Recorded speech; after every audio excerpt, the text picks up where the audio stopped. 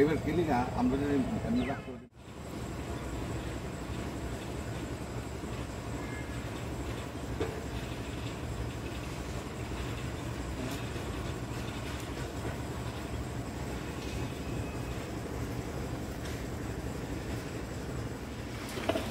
চারটা ভ্যারাইটি বা তিনটা ভ্যারাইটি ইচ্ছে করে বলিনি, বাই চান্স যদি ওরা তিনটা আনে নিয়েছি তো চারটা।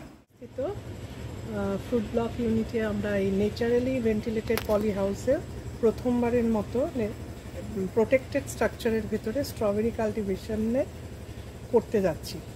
আমাদের এখানটায় আমরা 10টা বেড করেছি, বেড বানানো হয়েছে। এক একটা বেডের লেংথ হচ্ছে 18 মিটার বাই 1 মিটার। তো আমরা এখানে যে বেরিজ বায়োটেক থেকে টিস্যু কালচার প্ল্যান্টলেটস এনে নেক্সট উইক আমরা প্ল্যান্টলেটসগুলো আমরা প্ল্যান্টিং করে আমরা এইবার প্রথম যে ন্যাচারালি ভেন্টিলেটেড পলি হাউসে করতে যাচ্ছি। এইটার কারণ হচ্ছে যে আমরা বাইরে করলে এইটার টেম্পারেচারটা কন্ট্রোল করতে পারি না।